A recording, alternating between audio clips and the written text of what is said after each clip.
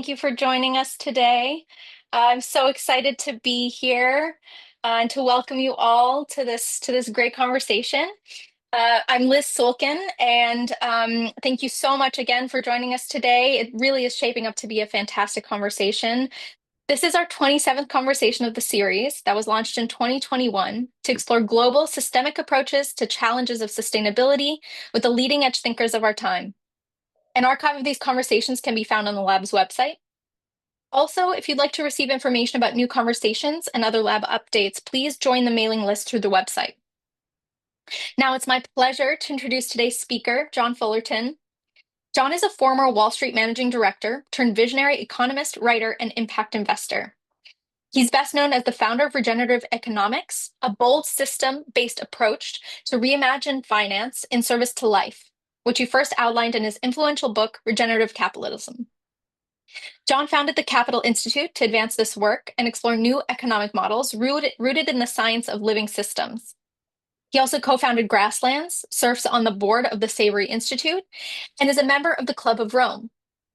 Through his online courses, he's built a global learning community across more than 50 countries. For anyone interested, he actually has a 4-week regenerative investment course that starts next Monday. He's also been featured in the award-winning documentary, Going Circular. And now, to guide us through the conversation, I'd like to turn it over to Dr. Michael Benelli, who'll be leading today's presentation alongside John Fullerton. Thank you, everyone, for joining us today. And of course, thank you, John, for being with us.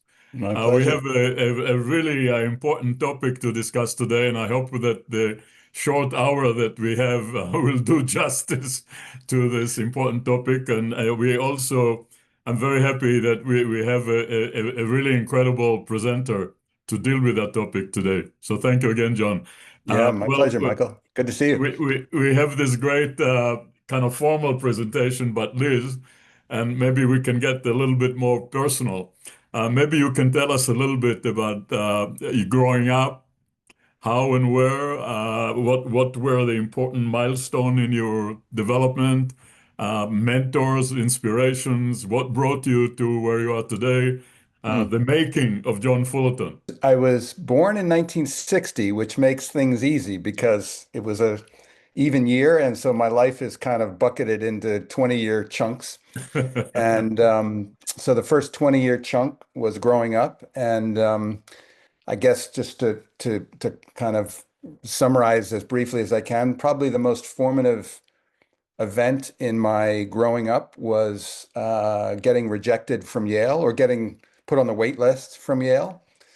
And I suppose, I've never really thought of this, but I suppose that gave me a little chip on my shoulder about the elite mainstream. And so I went to my backup school and met my wife, and who's still my wife today. So good things happen when you get disappointed. And then the next 20-year chunk of my life was working at JP Morgan primarily. And I went into finance somewhat naively. I was very interested in international relations, and the big idea in college was that economics and finance was going to become the organizing idea and energy for international relations rather than politics. So I figured, where can I go learn about economics and finance? And so I got a job at JP Morgan, which was then called Morgan Guaranty Trust Company, very different firm than today. And I had a great culture, and I had a great run and a great ride, learned a lot and grew restless. Then the merger with Chase happened, probably the next pivotal moment in my life, in early 2001. So I had been restless. My intuition told me it was time to do something different. I had no idea what I wanted to do. I had no idea I was about to have my midlife crisis, but I quit rather than working for Chase, and took the summer off. And the first day, I had actually begun to think about impact investing. I made an investment in a charter school while I was still at Morgan, charter school company. And so I had a meeting in Lower Manhattan. The first day I went back into Manhattan to think about what's next was a meeting with a guy who ran a different charter school company. I was thinking about setting up a nonprofit charter school management company. And that morning happened to be a beautiful sunny day in September. And when I got I was stuck in the subway and a man came in and said they just flew a plane into the Trade Center. So that was very much the pivot in my life. I experienced that up close and personal and spent the next 10 years in a really deep existential search, I would say, reading books that bankers don't read. And I discovered the environmental crisis. I read Limits to Growth that said exponential growth on a finite planet doesn't work. And I realized that it was finance people like me that were driving growth because of what I call the finance algorithm.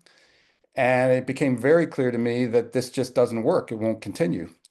And everyone thought I was crazy, but I wasn't crazy. And here we are 10, 15 years later. And the people I was learning from in 2005, 6, 7, 8, 9, who have known this for a long time, long before that, are, turning out to be right. And so in some, it's sort of interesting. There was sort of the pre-2001, last century and this century, and very different centuries, and I'm a very different person.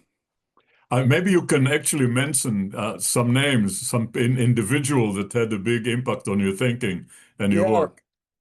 Well, I came across what I guess would be called the first generation ecological economics community. Peter Brown, Herman Daly, Bob Costanza, Peter Victor, many more. And that really like lit me up because they essentially understood that the economy is a living is an organism inside that's embedded in the biosphere, not separate from the biosphere. But then the solution that they saw was I reduce it to we need to shrink and share. We need to shrink the economy and share more, and that's of course true. But it left me feeling, frankly, hopeless. That if that was the pathway forward, there was no possible way we were going to get there because the entire economy is predicated on growth and we would collapse, the whole thing would collapse if that's what we did. And human nature is not likely to shrink and share in the first place. And so it was actually, a number of different directions, including a project I did with the Savory Institute, which is, I think, how we probably first got in touch with each other. I learned about this idea of holistic management on the grasslands. And it occurred to me that the grasslands is a living system. And if this holistic approach to decision making and management worked on the grasslands, why shouldn't it work? And it works on the living system we call our bodies, holistic health. Why wouldn't it be appropriate, relevant, profound if we thought about applying it to the entire economy? So the premise of my work is that the economy is a living system and that we could debate and talk about why that's true. I think that's true, but that's something we could have a conversation about. If that assertion is true, there is a science of living systems now. We understand patterns and principles that explain how life works, from the very microscopic all the way to Gaia, and frankly, all the way to the universe. And people like Bucky Fuller understood this 50 years ago. And given that there is a science, a living system science, and that it wasn't reducible to laws the way physics is, but it's reducible to patterns and first principles, then those patterns and first principles must apply to the economy. And that's essentially the basis of my work. It's as simple as that. It's also incredibly profound to think about redesigning the economy in alignment with those same patterns and principles. So, I assume that most of my audience here are not economists or financial experts. So maybe to start with, I'll ask you how would you characterize the basic worldview that drives the current capitalism, the current economy? Yeah. Well, they're at the simplest level, and this, by the way, is nothing to do with socialism versus capitalism, because both of those systems are predicated on what in economics we refer to as neoclassical economics. And, I don't want to get too into the weeds here, but there's Adam Smith, who was a classical economist. And then there were a bunch of people in Europe, roughly 100 years later, who wanted to turn what was really considered political economy, the discipline, into a quote proper science. Yeah. And this story, as you know, is played out in multiple disciplines. But so a bunch of folks who were good at math decided they were going to use Newton's classical physics as the foundation to turn political economy into a quote proper science. And I can, in my course, I go through lots of detail about this. It's a fascinating and terrifying story because the physicists at the time told these economists they were crazy, but they just made assumptions that, a particle in physics would translate to an individual in an economy. I mean, I literally show that from a textbook of Irving Fisher. So this is the key point, though. Neoclassical economics is built on a foundation of Newtonian physics, classical physics, and it was never upgraded when physics moved into the quantum understanding. And it was then never upgraded a second time when people like me came along and said, well, wait a second, the economy isn't just physics, it's actually a living system. So we should be looking to biology and ecology as the foundation. And of course, biology and ecology is not in conflict with physics. It's not instead of physics. It has to abide the laws of physics. It has to abide by the rules of chemistry, but it sits above that in terms of the complexity. And it's nonlinear, it's complex, it's profoundly different than Newton's understanding of reality. And for reasons I still don't understand, the economics profession, and some of your audience is likely to be economists and are going to be offended by what I'm saying, but remarkably, the economics profession keeps going further down the rabbit hole of specialization without ever fundamentally questioning these basic assumptions. And, George Soros launched this initiative, INET, Institute for New Economic Thinking, for the same reason that the economics profession was not questioning their core assumptions. And so I'm part of a group of people who are now questioning this core basic neoclassical economics. There are many different schools, alternative schools, feminine economics, et cetera. What's unique about regenerative economics is, as I look at it and I see it, it actually holds all of these alternative schools because it's an economics of life. And so if the premise that the economy is a living system is correct, I would argue it's a self-evident truth that regenerative economics is the pathway forward, because regeneration is not just some new word for sustainability. It's actually the process that explains how life works. It's an actual thing in living systems. And just to finish this, what really kind of blew my mind is when you study living system science, you see it's reconnecting with most of our ancient wisdom traditions. Many people are talking about indigenous wisdom now, but it's not just indigenous wisdom. It's all of the ancient wisdom traditions, particularly Eastern ones, but also from the West. If you read Laudato Si, the Pope's encyclical, you'll find my 8 principles mentioned. I think I counted 50 times in different language. It's not exactly the same, but essentially things like one of the principles, working in right relationship, the golden rule, symbiotic relationships, mutualism. These are patterns of health in all living organisms. The relationship between this planet and the sun has to be just right, or we're not having this conversation. So these patterns repeat across all scales. And yet think about our economy. It's essentially an extractive, dog eat dog, competitive. We think of it as, this misunderstanding of Darwin, survival of the fittest. We've structured it to be extractive and competitive. And yet that's actually not how life works. I think beyond the question of which is of course you're completely right there, the predicating the economy on Newtonian physics, which is basically mechanistic in its view, and in fact it didn't serve even physics well, as you Right, hinted. But I right. think that there are other aspects that we'll touch on, both the growth at all cost, but Yeah, also the simple concept of the economy consisting of what we evaluate in the economy, yeah, consisting of labor and capital, yeah, and there is a hierarchy there that there are resources, there's yeah, labor and there's capital, and the yeah, most important is the capital. yeah. Therefore, that's what gets the thing. I don't know if you want to touch about this for a second Yeah, sure. I before we mean, go. yeah, just I'll try to be real succinct. I mean, you touched on the growth imperative. That's, there was a Nobel Prize in physics, or sorry, there was a Nobel Prize in economics, which story for another day. It's actually not a legitimate Nobel Prize, but that's a side point.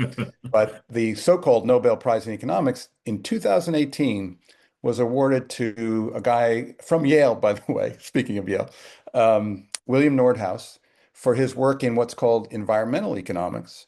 And his model, ironically called the DICE model, suggested that we should shoot for 3.5 degrees warming. 2018, long after the scientific consensus was 1.5 degrees. We should shoot for 3.5 degrees because anything lower would, quote, cost too much. And one of his rationales was that, yes, it'll affect agriculture, climate change, but agriculture is only 5% of the economy, so it won't have much of an impact on the economy. I mean, it's just like, you got to be kidding me. We're going to substitute, food we're going to manufacture something to substitute food because food's going to be a problem. I mean, it just shows you how disconnected from reality the economics profession has become. And these are not stupid people. So it's not like it's actually a fascinating question to wrestle with as to how this could be. But ultimately, there's this belief that the economy is separate from the biosphere. There's an unlimited amount of innovation and substitution of inputs we can achieve. And so to this day, the mainstream economics profession believes that we will continue to grow the economy forever, even though we now know about planetary boundaries that we're breaching and creating cascading problems and da da da da da. But the growth imperative is just so indoctrinated into the thinking. And the politicians know that if the economy stops growing, they have a recession, they have unemployment, the budget doesn't balance. So everything is tied to this. So it's the ultimate double bind. We have to keep growing or the economy will collapse. But if we keep growing, the ecology will collapse. And so it is not a trivial problem. And my idea about regenerative economics is by no means a silver bullet easy solution. What I would argue, and I didn't address your other, there's so many problems with the assumptions of economics. I do lectures on it, but I think for today's conversation, probably this fundamental issue about growth it's the elephant in the room, and how we create prosperity without continuing growth, much less how do we create prosperity while we shrink the things we need to shrink, is the ultimate challenge of our lifetime. And We, your work is one of the most profound responses to that thank you. that we have, which is to use this amazing technology that's called photosynthesis. And rather than, machines that suck carbon out of the atmosphere. Thank you for this comment. But before we go to explore more regenerative economics, I think one from the sustainability point of view, we are obviously what people talk about breaching ecological boundaries everywhere. Yeah. Almost every part of the biosphere is now under tremendous pressure to the point of non-recovery. Actually, I don't know if people saw the news today. There was a gigantic collapse of a whole ice sheet in Switzerland that Wow. basically in few seconds Wow. destroyed and covered the whole village in the valley under Wow. which it was. So these are the kind of thing that we are seeing anyway. I'm on the phone with a colleague earlier. Do you know that it's, I think she said 98 degrees Fahrenheit in the Gulf of Mexico off the Florida Keys? I've been last, when was it? A year ago in Switzerland, not in the summer. And I've seen something I've never seen before, that they were actually irrigating green pastures up in the higher Alps, which was amazing. Anyway, what I was going to ask is that the global economy itself seems to be the root cause of many of those problems. And let's focus a little bit on the negative sides of things before we move on. And that is, Sure. how does the current economic model fail us, in your view? Well, What is the I, basic pathologies there? yeah, so the way I think about the root cause, is that just as you said, it's the economy, and I always you have to be very careful not to just say everything's wrong. Like, the economic system is a miracle, and it's created all kinds of prosperity, and it's created all kinds of progress and technological things that we can never have imagined, and from the man on the moon to now artificial intelligence. So there's obviously lots of really positive things about it. But what is, incontrovertibly true is that there's a very small minority of the human population that's benefited from this. Depending on how you look at the numbers, the reality of the distribution of that income is grotesque. Half, easily half the planet is basically trying to find their next meal. And even within the wealthy 10%, a very small proportion of that would say that they're wealthy, right? Would feel wealthy. And the United States is got all kinds of we're now, the our expected age is going down, the health crisis, mental and physical health crisis, our food system. I mean, the consequences of the industrial model of an economy seeking efficiency, and by efficiency we mean efficiency ultimately to the return on financial capital. Yeah. We've got a system intentionally designed to optimize the return to financial capital. And that's what I call the finance algorithm. I have a colleague, Jude Caravan, who has a brilliant analogy. When we say an immune system, we think it's good for us, right? But if the system, what an immune system really does is it keeps the system in its current form. And so if the current form is not healthy, the immune system keeps it in that form. So we have an unhealthy economy that's breaching ecological boundaries, that's generating accelerating inequality and creating, sick people, sick planets, sick ecosystems, even though it's generating all these positive things at the same time. But what the finance algorithm does is it keeps it from changing, because we're locked in this maximize short-term profits, maximize shareholder value, maximize risk-adjusted return. The whole algorithm is designed to keep us heading toward the cliff. And whether you're Paul Polman or whoever, you have a really hard time changing the course of the battleship. And you can't change it with an individual company, no matter, even if you're Of course. Superman. And the politicians are short-term oriented and don't generally have the will to do something that's not popular. So we're really stuck in this, racing toward a cliff. But I would argue that the root cause is the intermediate cause is the economic system. The finance algorithm is what drives the economic system. But I would argue that the real root cause is what people refer to as the myth of separation, right? And we are living in the modern age, the Newtonian age, where Enlightenment thinkers have enabled us to think that humans are separate from nature, that humans are separate from each other, that it's okay to hurt each other, that it's okay to go to war with each other, that it's okay to go to war with the planet, because we're separate from it. But what we don't realize is what we've known from the very beginning, this whole idea of everything's connected to everything, which fascinatingly and terrifyingly is now accepted, proven science. Yeah. The 2022 Nobel in Physics, which is a real Nobel, for non-locality and quantum entanglement, tells us that everything is connected to everything from the microscopic to the very macroscopic. And so it's simply not true. Our basic understanding of reality is in conflict with the assumptions that we operate our global economy on, and our global society. So that gets to sort of, well, how the hell do we ever change this?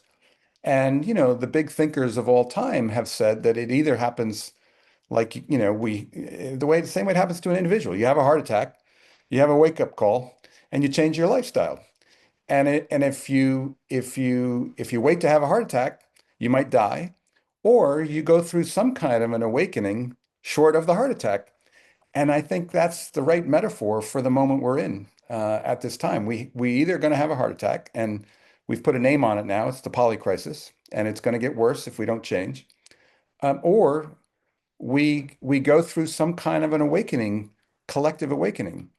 And as soft and airy-fairy as that sounds, it's the most promising. Um, it's the most promising alternative to the massive collective heart attack that I've heard of. So that's what I'm working on. The people that show up in my course are all in that awakening experience. So it's, we're actually now connecting it to the cultural creatives phenomenon, which 25 years ago, Paul Ray and I forget the other researcher, they discovered that there's 50 million people in the United States that have this shared identity of cultural creatives. And so, it's a bigger minority of people than we realize because we're not identified as a group yet. So it's hopeful, but it's late. And as to quote Bucky Fuller, we're definitely living on a knife's edge or whatever he said. You probably would know better than I. I'm glad you mentioned that, and of the cultural creatives and Paul Ray, of course. Yeah. Great. So as we move, I think that's really get us very nicely into the talking about the regenerative economy.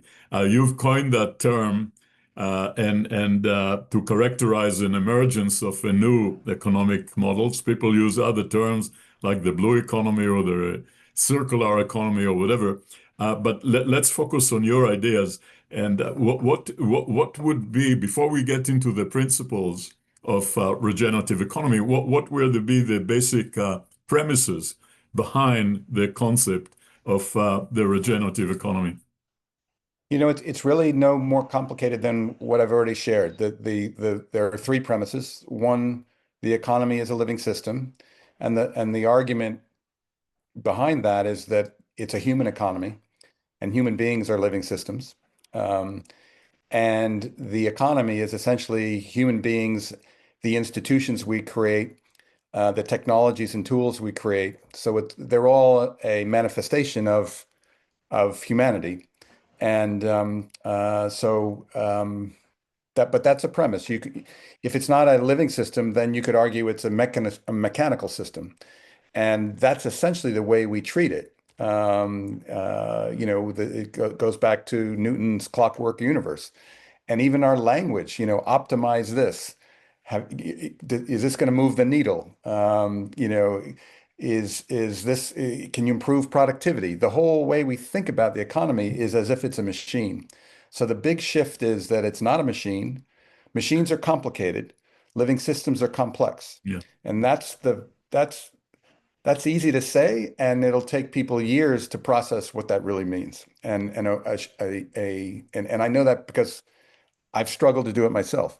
And a way to cheat is to think about if it's something we make, it's complicated. So an iPhone, a rocket ship is complicated. If it's something we need to manage, like our health, our family, the nation, the United Nations, an economy, an organization of any kind, then it's complex. And that means that it's not predictable and emergence happens. And all of our attempts to set goals and KPIs and deliver outcomes as planned is all nonsense because complexity doesn't work that way. And yet we're stuck in this this mindset of complicated. And frankly, complicated the reductionist method, the scientific method, is really good at dealing with complicated. And people who are really good at reductionist thinking, analytical thinking, are left brain dominant thinking people. And guess where they go to work? They work in finance and they work in technology. Yeah. And that's who's running the world right now. So we're dominated by this extreme left brain logic as opposed to a more balanced, integrated logic. We can only see holes through our right brain. And by the way, Ian McGilchrist's work on this is brilliant. If I can recommend a heavy book to people, it's called The Master and His Emissary. Mm. And Ian's point is that the right brain, and this is dramatically oversimplifying left and right brain. They both work all together, but to simplify it, the left brain is is the emissary, should be the servant, and we've allowed the emissary to take over the kingdom. And Ian's point is, if we allow that to happen, we're doomed. We need to, we need to reawaken our right brain, intuition, creative, feminine energy, and have that become the master again.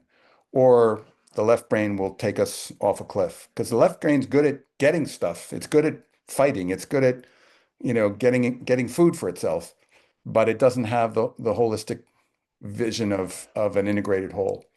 And so, regenerative economics is essentially an expression of this reintegration of our holistic way of seeing the world. I think that distinction, incidentally, between complicated and complex is tremendously important. I think most people use use those two terms interchangeably. Yeah. The general system theory, of course, and cybernetics have had a lot to say about this. Yeah. We can have very complicated systems, like what would be a good example, like a very complicated industrial system or Yeah. going to the Kind of moon. like artificial intelligence, That's a right? complicated thing to do, but it's entirely simple. Yeah, And yet, any living organism exactly. is a complex system, and therefore, all the simplistic, linear, Yeah. reductionist thing Yeah, that can take us to the moon cannot deal with exactly. understanding life, understanding love, understanding consciousness, and all those other things. The other thing that you mentioned that I think is tremendously important is that at the end of the day, the economy is a human-made system. And to me, that means if we made it, we can remake it. We have the Yeah, power to redesign if we just put our mind to it and do it correctively. So let's move which to. just on that point, Michael, people say that, and yet it's proving to be really hard to do that. Oh, completely, absolutely. And the Dana Meadows, one of the authors of Limits to Growth, which, I'm actually dedicating my book to Dana because she was brilliant. I wish I had a chance to meet her before she died way too young. But she she has a brilliant, started as a paper, it turned into a book that I'm sure you know it, Places to Intervene in a System. And the point was there's all these things we know are leverage points, but the most powerful leverage point is the paradigm within which the system exists. And we are trapped in this mechanistic Newtonian paradigm more than we realize because it seems like, the sky is blue and we're in the Newtonian paradigm, even though the science knows that that's not true. Yeah. And how to shift paradigms is, it's dealing with people's identity. I sat down with um, uh, maybe I shouldn't mention the name, but the guy who used to run Chase after he retired. And I laid all this out for him at lunch. We were friends. I mean, it was social kind of, and I could see that, the question of exponential growth can't go on. He couldn't deal with it. It's like he literally said, John, it's too big. I can't go there. And so it's not like an intellectual problem. It's like asking someone to change their Yeah. religion, you know? So it's a profound issue as to how to how to shift paradigms. And and And and Dana's final message was the most important thing is to be able to let go of your paradigm. Yeah. And for some reason, that hasn't been hard for me to do. I can't explain why, But but but that's true for anything. I mean, any yeah, kind of thing that you are stuck with in life, yeah, in personal goals or whatever, it's very difficult to yeah, yeah, to let go, of course. So I think let's move to those 8 principles that you developed. And I know that that's a big subject in its own right, but if you can sketch for us what are those 8 principles behind regenerative economics would be great. sure. So let me start just by clarifying what I mean by principles, because a lot of people talk about principles and mean different things. So I'm not talking about like John's principles that I live by, like honesty and truth and cleanliness or whatever.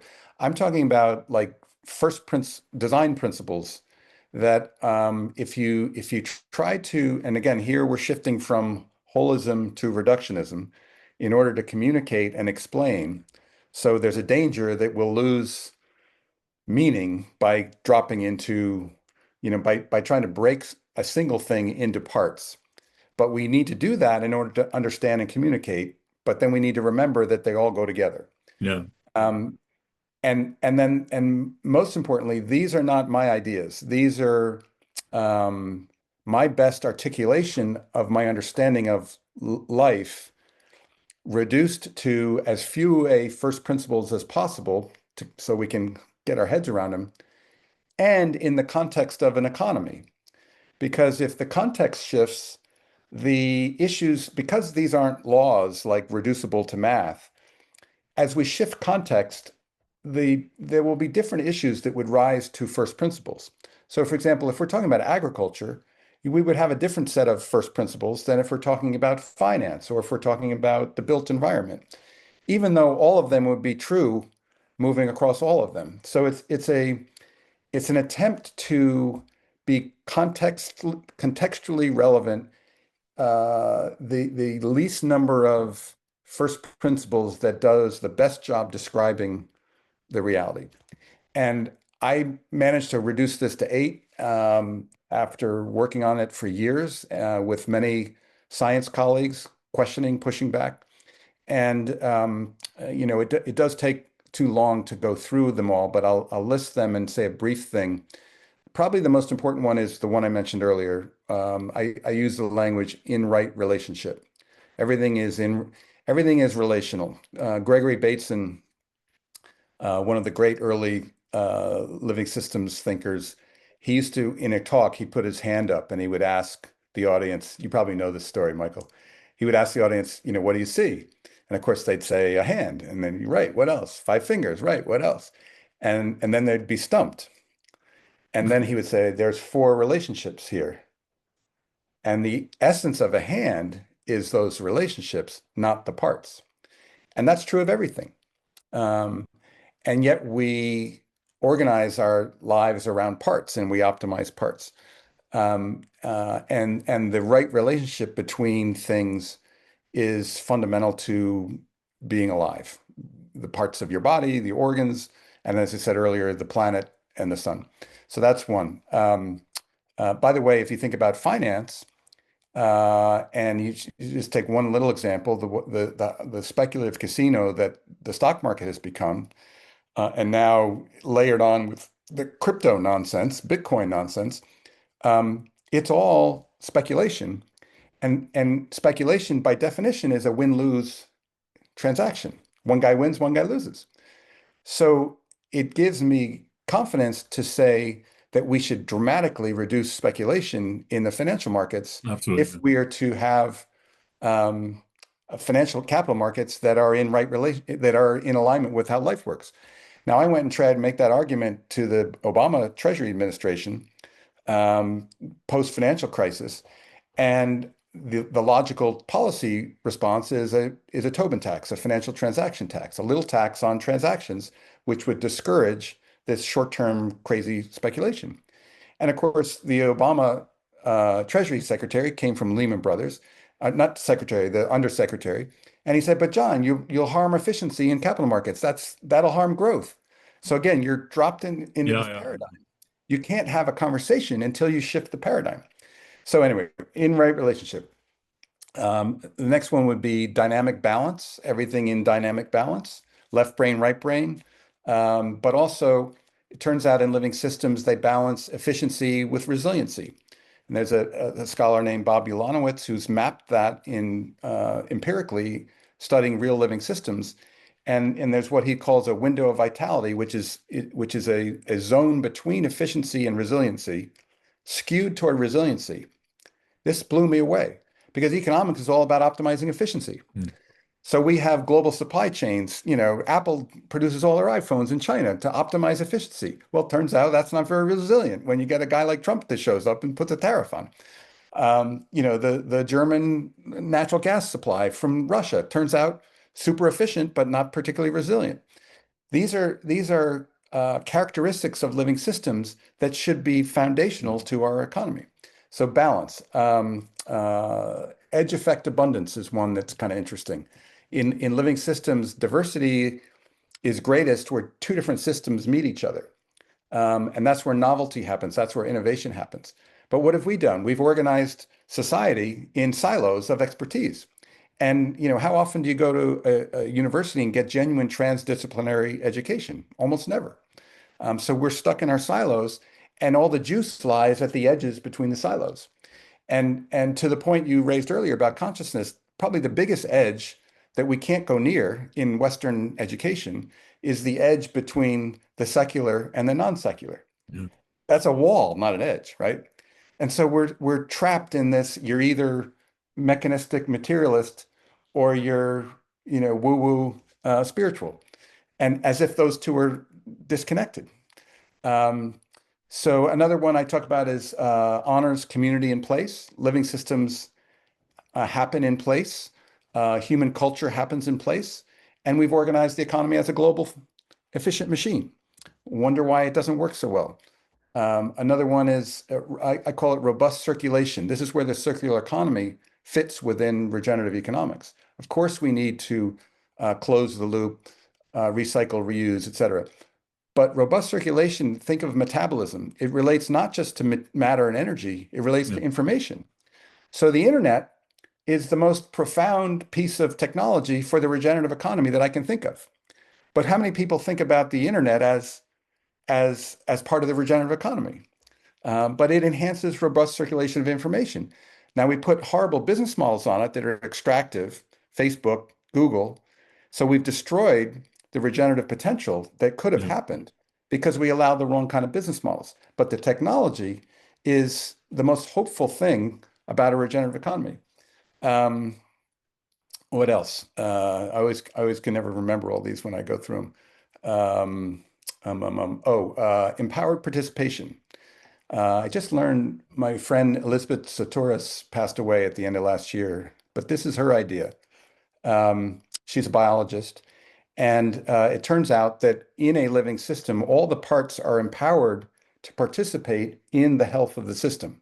Yeah. So I always use as an analogy, my feet are empowered to participate in the circulation of oxygen, which is nice for my feet because otherwise they would die.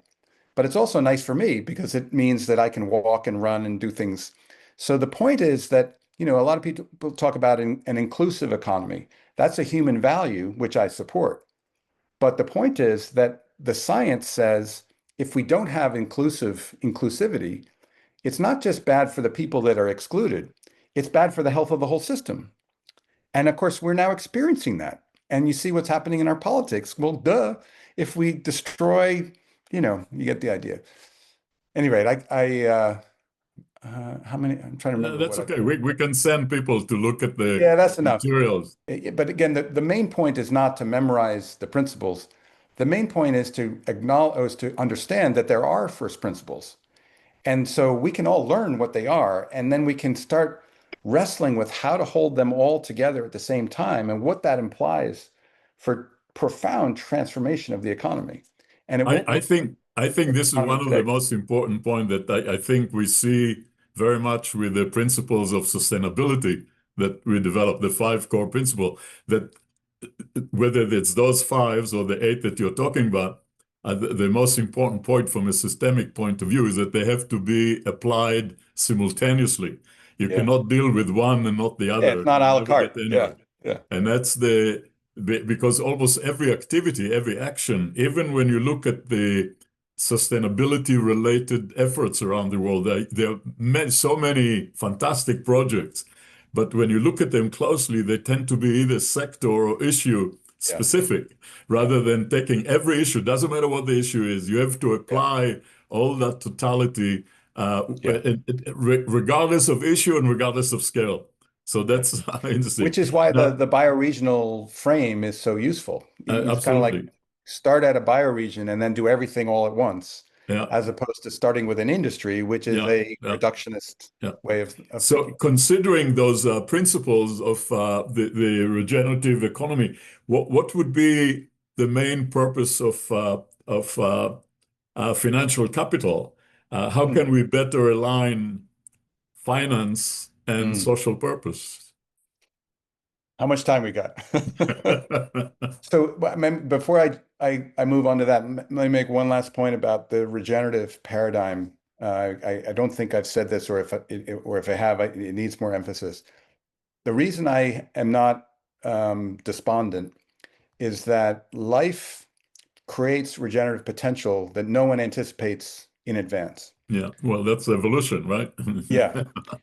And that to me is the only plausible, realistic, and grounded in science pathway out of the double bind.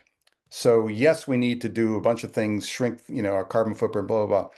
But there's all of this potential we don't yet see, which is, one way you can say, well, that's innovation, sure.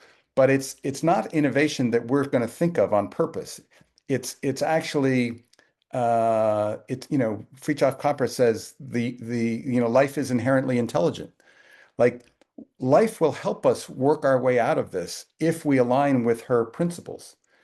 That's an amazing belief system and a reason to remain hopeful, even though it's going to be hard and even though it's going to be really difficult. So just want to leave that as a very positive message. With respect to finance,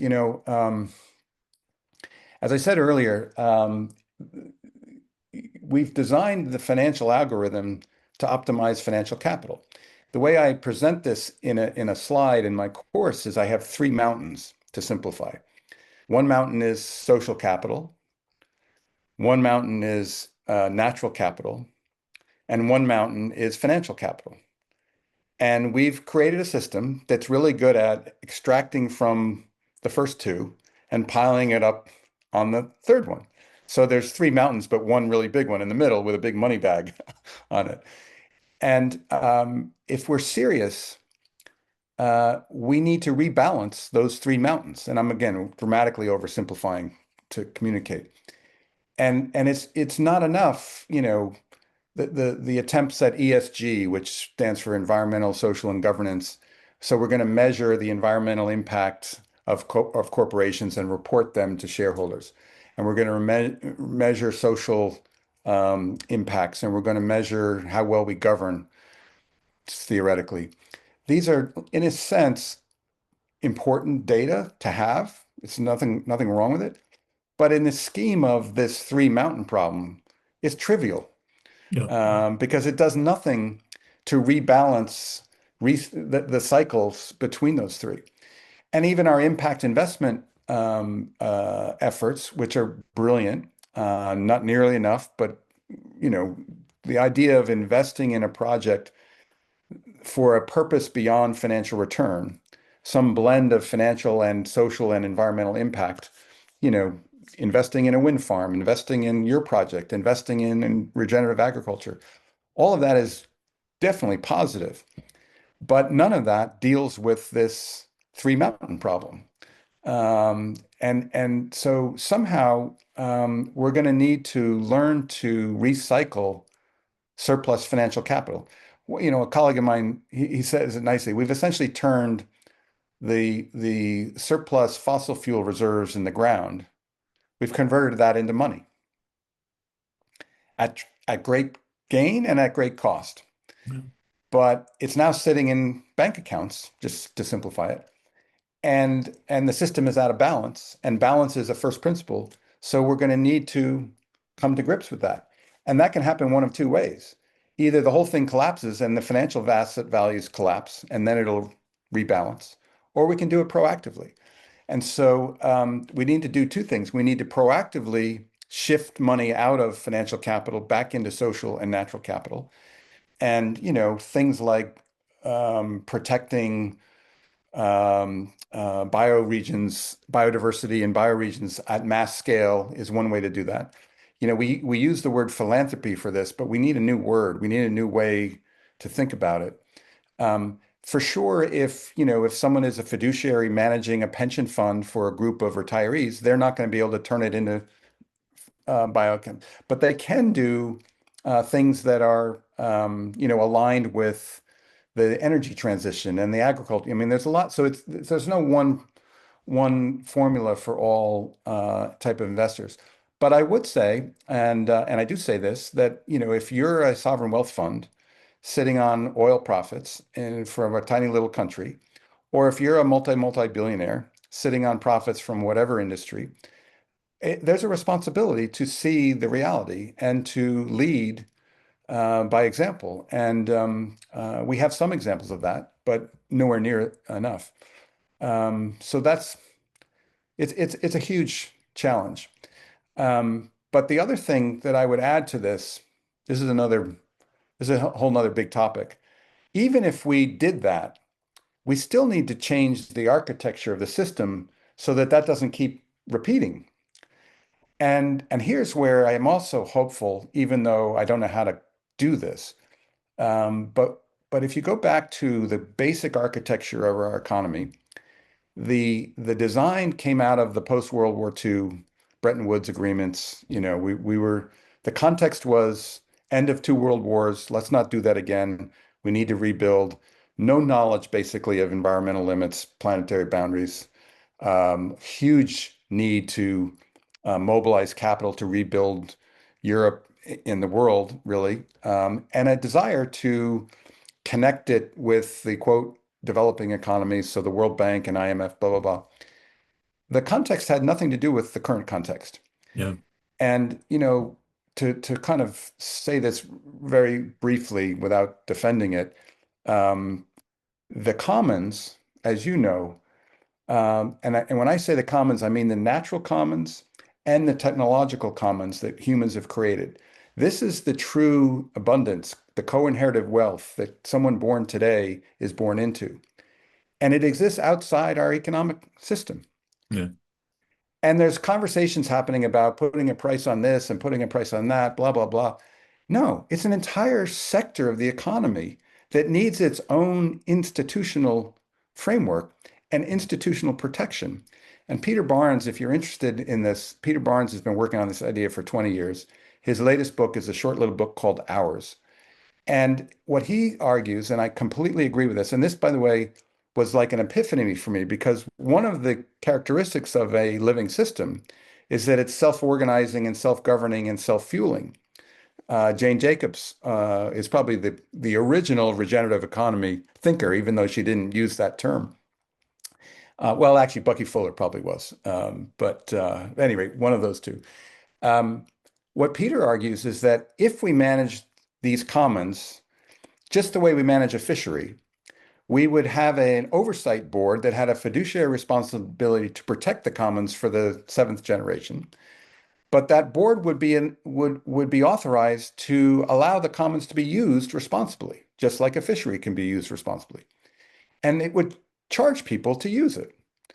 So imagine if the internet was a commons. You want to use the internet, Facebook? Okay, here's the rules. And here's what it's going to cost you. So suddenly, Facebook's use of the commons would generate massive income for the commons trust, which would then be circulated back to all of us as co-inheritors of the internet. So you deal with this problem of inequality structurally rather than through taxes and whatnot. And you would reduce the mountain problem, because Facebook, Zuckerberg wouldn't be worth $100 billion or whatever. He would be worth $10 billion. He'd be okay. that's actually basic cybernetics. It says if you any behavior, any observable output of any system is produced by an internal structure. Yeah, And think about how important that concept is, because we tend to focus on the problem, on the behavior, not on the exactly. structure. And it's Exactly. exactly the structure that And needs we to don't have the be imagination to think that the exactly. structure isn't Yeah, right yeah, because the structure is what we inherited. yeah. But it was So, inherited from an entirely different context. yeah. So So it can't be right. all this means is that change or kind of major transformation Yeah, is of the essence. yeah, And of course, change is threatening, and that yeah. what And you there's all can kinds of vested predict will interests. Zuckerberg's not going to want to have to pay rent to use the internet, so turns out. it will predictably make all the existing prevailing interest retrench, Right. and this is what we are seeing, I think, throughout the world. But and one of the things maybe it's an unfair question, going back to the 15 million cultural Yeah, creatives. yeah. It seems Which to they me say that now is up to 300 million worldwide. uh, good. It seems to me that a lot of those discussions, let's say about the new economy, are happening among the converted already. Very rarely Yeah. outside of that group. And the question is, how do you bring the big engines, the real Mm. power, which is, of course, the large corporation, the oil and gas industry, Yeah. the governments, and the financial, how do you bring them to the table? How can that happen? You know, I mean, I think about that honestly every day. Like this is I'm just absorbed with this. I don't have a good answer. My best answer is that you don't. You attract you create Ilya Prigogine has a great saying I'll butcher it, but when a system is in chaos, far from equilibrium, which is what we are, small islands of coherence can shift the entire system. So something's going to happen that's going to trigger change that none of us is going to predict, none of us is going to think of. The last time we went through a massive shift was from the medieval age to the modern age. And what triggered the Renaissance, which led to the scientific revolution, was the Black Death that wiped out, I forget, a third of Europe in 2 years. Now, no one obviously wanted that. No one predicted that. But that changed everything. And so my best guess is that our work is to build these islands of coherence. Um, you know, a lot of people would much rather see what you're doing, which is practical demonstration, real work on the ground, showing things can be done. For some reason, I've been cursed with this um, search for a new theory. I rely on Einstein, who says theory determines what we're able to see. Oh, So that's right. he's my validator. But we are in Plato's cave. We don't see what we need to see. So we need both the practical examples and the theoretical construct to allow us to extend it beyond individual projects. So we need to work together and create these islands of coherence and then know that the universe is intelligent, life is intelligent. Something's going to happen that's going to trigger the whole system. The simple example is you put a pot of water on the stove and you turn up the heat and eventually it boils, phase shift transition. Something's going to shift. And, maybe it's happening right now, what's going on in the world right now. But the best I know to do is to create these islands of coherence, create attractors. People, become aware of this new paradigm, and then they do amazing things. I would never have thought of all the stuff that they're doing, including the people that have taken my courses. It blows my mind. And so we'll never know how to do this. Our job is just to create the conditions for it to happen. You know that connection between theory and doing, of course, is tremendously important. That's why at the lab we started by focusing on theory and Did you really? redefining what the term sustainability means in the first place, and then Yeah. developing those principles that then lead to the practical. But one of the things that I would observe, and I'm sure you agree, I mean, we also live in a culture that tends to look down at theory. Don't give me Yeah. theory, give me Yeah. results. I mean, And as I you gave a said, talk once. It was like in a uh, big auditorium, and I got done with my, it was a fairly formal talk, 40 minutes at least, yeah, kind of academic kind of talk. And this guy in the front row shoots up his hand. He goes, "I get it. You're just a philosopher." And I got very defensive. No, no, I do impact investing, blah, blah, blah.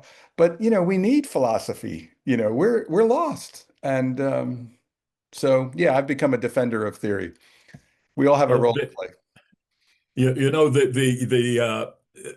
obviously humanity, not just the transition from the medieval to the modern era, but humanity has gone through a few major transformation in its evolution. Those transformation, however, really took sometimes hundreds and hundreds of years to mature. It didn't happen overnight. Yeah. And one of the things that when scientists now warning us again and again that the window of opportunity, talking about climate change, for example, is actually very, very short. Yeah. And so this theory of having those islands that will develop nicely and then they will create how do you call it, a critical mass or critical something, and something will happen. This window of opportunity is because it's short. I mean, how do you see Mm. things happening in time to Yeah. I mean, again, I don't have a good answer. I don't, I think we have to acknowledge the base case is, you know, we're not gonna, we're not gonna sail through this thing.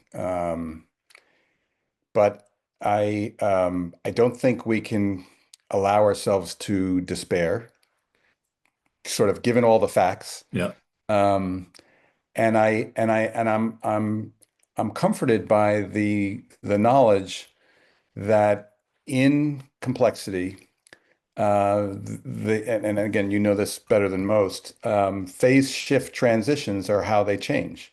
The Berlin Wall didn't come down gradually. Um, and it's yeah, like the old saying, how does a company go bankrupt? Slowly and then quickly. And so whenever this shifts, well, let me say it differently. There's two possibilities. We collapse, we keep doing what we're doing, and we collapse. And that may happen in our lifetime. It may happen, well inside our lifetime, or it may happen in our kids' lifetime, but it's not going to happen in 200 years. So that's one scenario. And the other scenario is somehow a phase shift transition happens and things change very quickly in ways we can't imagine possible today. And I've chosen to spend my life working on that possibility yeah. and not try to rationalize why I think that's going to work because it's a long shot. And somehow we have to get comfortable with that and just keep doing the best we can. Now, you know, I've chosen I believe that this awakening out of Plato's cave of materialism and reductionism is the heart of it, and that the shift necessary is not purely intellectual, it's consciousness. And so I'm teaching courses, and if I had $1 billion, I'd blow out these, I've taught 2,000 students, I would have 2 million students. So if any of your listeners is inspired and happens to know a billionaire, this should be a massive project to re-educate Western thinking on a scale and scope that no one is even talking about. Mhm. And it's never going to happen inside the institution, the academic Of course, institutions, of course, because of they're course. trapped in the old paradigm. So it has to be a new thing. It has to be Bucky Fuller build an alternative that makes the old one obsolete. But that takes resources. And, that's what we need to do. John, that was really a super pleasure. Thank you very much for taking the time. My Thanking pleasure. for everyone that joined us. I do hope that we'll stay in touch and have some more opportunities to talk, not necessarily Absolutely. on the screen. Thank you everyone for joining, we'll try to let you know sometime soon what is the next plan that we have. Thank you, Liz. Thank you, John. Thank you, everyone. Thank you, Nicole. And talk to you all soon. Bye, Blessings. everyone. Thank Bye. you. Thanks, Michael.